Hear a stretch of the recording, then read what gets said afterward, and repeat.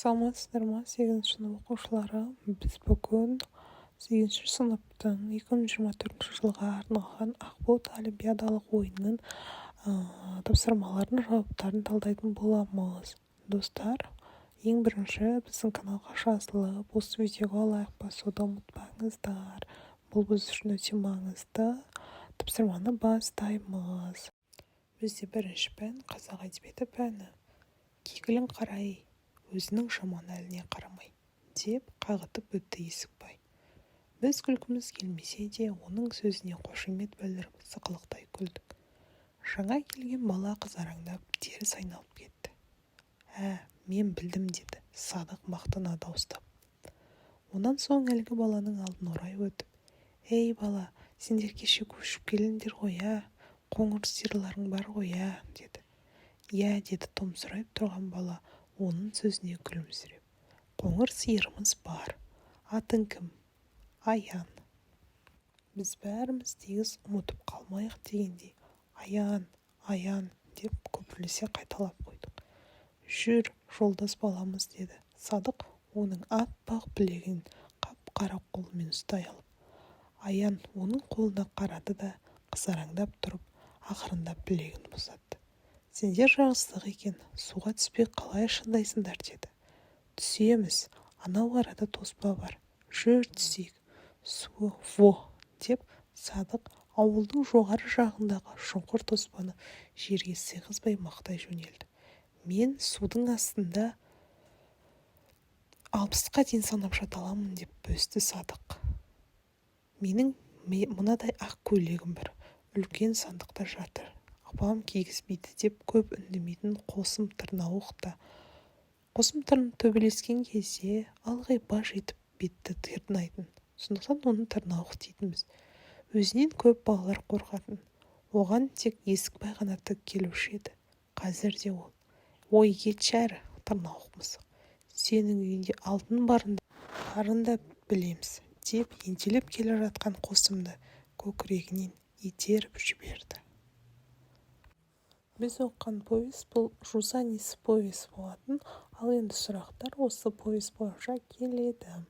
Бірінші сұрақ: бала қызараңдап теріс айналып кетті. Кімге қатысты айтылған? Бізде бұл Аян, яғни басты рөлде кейіпкер. Екінші сұрақ: мәтінде асты сызылған тіркестің мағынасына сай келетін фразеологизмді таңдаңыз, дейді. Езу тарту. Бірінші жауап дұрыс. Диалогке жалпы саны қанша бала қатысты? Яғни бізде бірінші мәтін берілді, сол бойынша бізде 4 бала қатысты. Келесі сұрақ: оған тек Есікбай ғана тік келуші еді. Төмендегі тіркестің қайсысы қарамен ерекшеленіп, берілген тіркестің мағынасына дұрыс ашады, деді. Яғни бұл тік келуші еді деген, қарсы келуші еді деген мағынамен бірдей. Келесі: үзіндіге ат қоятын болсақ, негізгі идеясына қай атау сай келеді?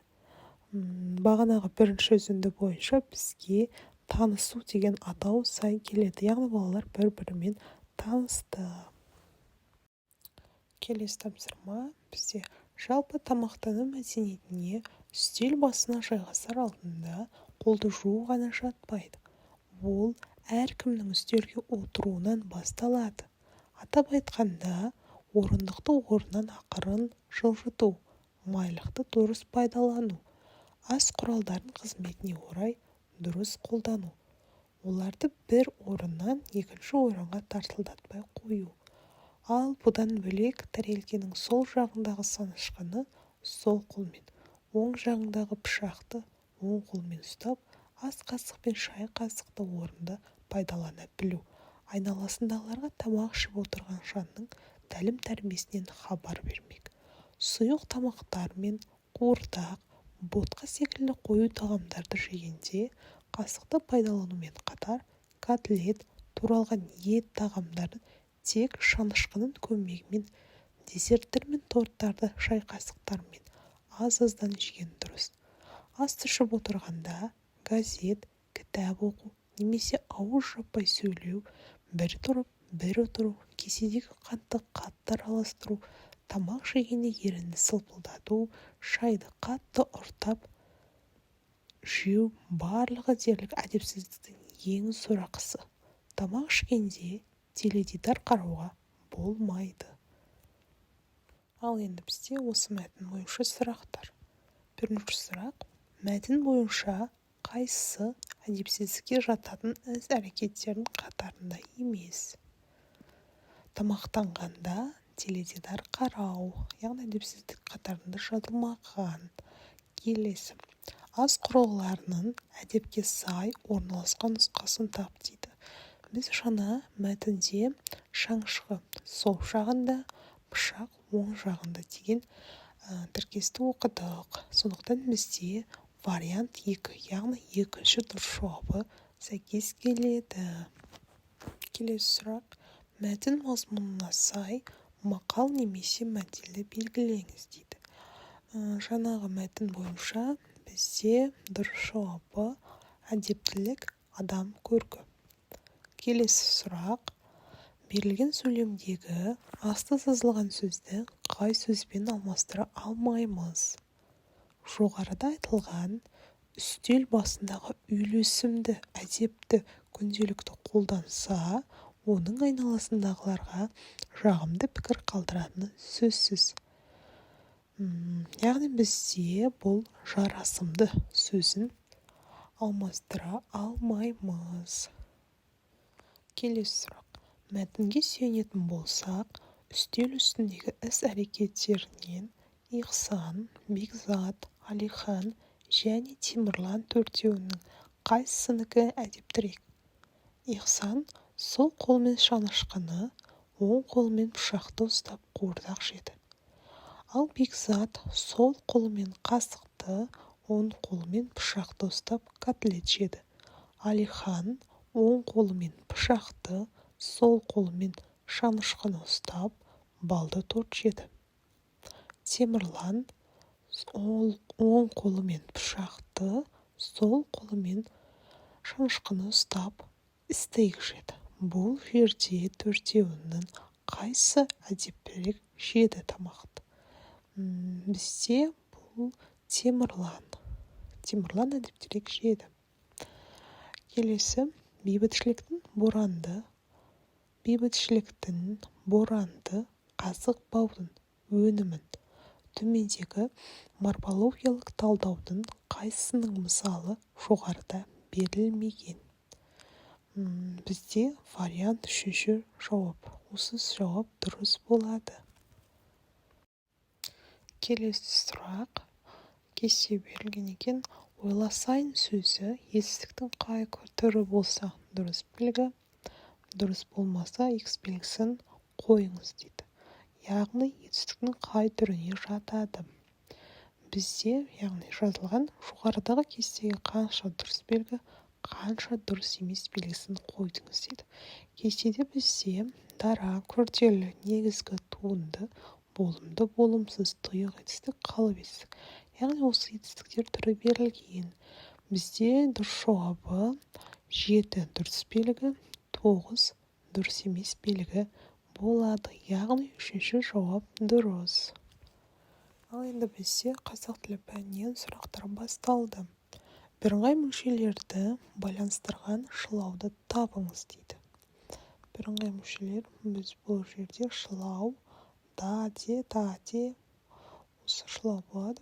Яғни бізде қарасақ, мен кітапты да, дәптерді де әкелдім. Яғни бұл жерде да, де деген шылау бар. Келесі сұрақ: қай сөзде ды нақтылау мәнді демеулік шылау болып тұр?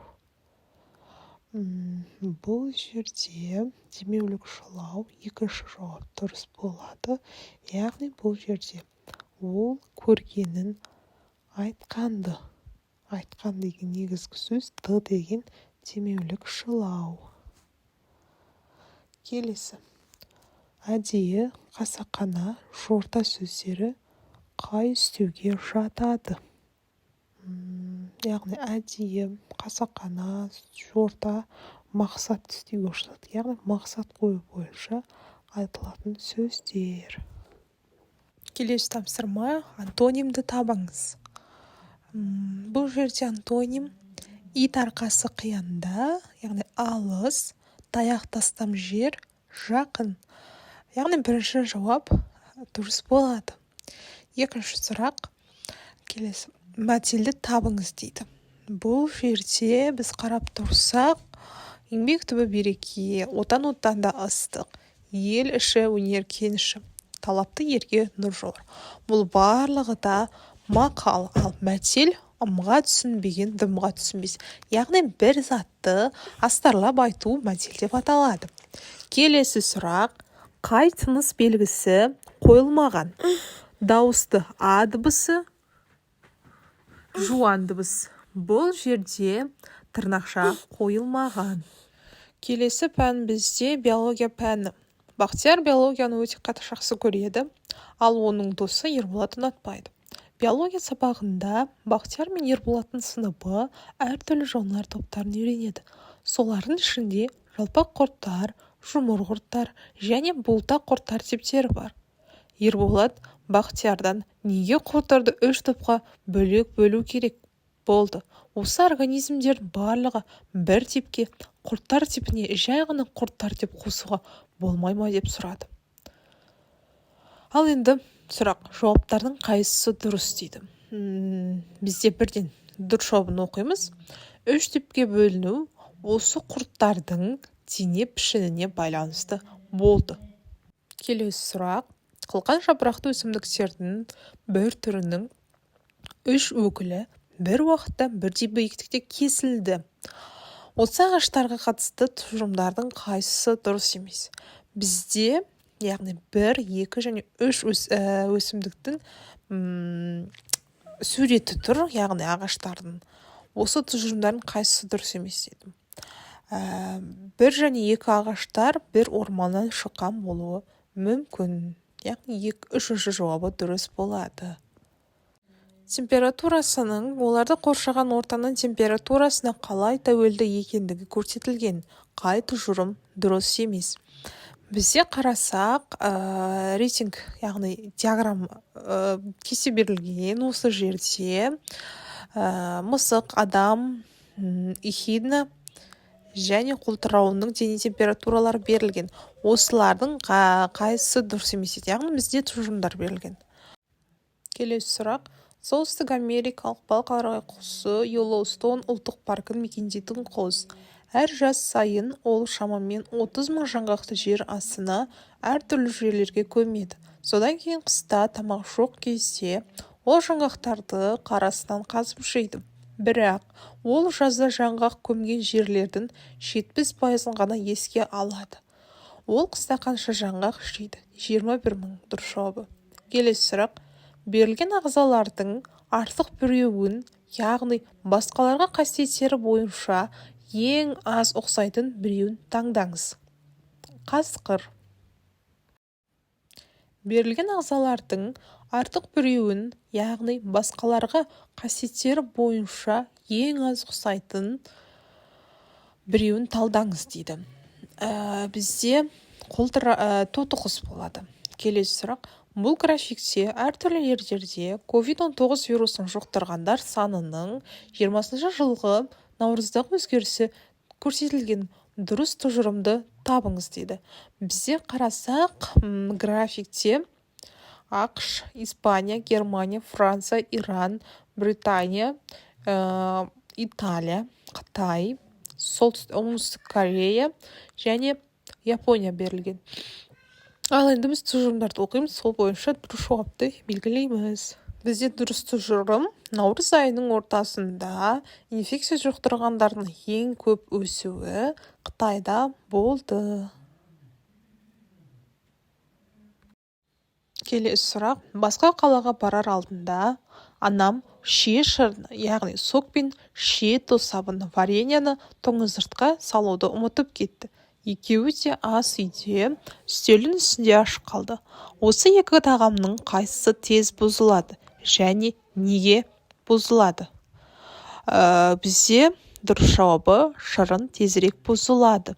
Өйткені тосаптағы қанттардың концентрациясы жоғары, су мөлшері аз, яғни бактериялар гипертониялық ерітіндіге түседі. Келесі сұрақ. Бір елді мекенде экологтар бір-біріне жақын орналасқан 4 тоғанды зерттеп, әр қайсысында тұқының, яғни балықтың бір түрі анықтады. Төмендегілердің қайсысы Е тоғанында балықтың ең көп емес болуына себеп болуы мүмкін дейді. Дұрыс жауабы, Е тоғанына әлде қайда қолайлы климат әсер етеді. Яғни балық саны Е тоғанында өте көп.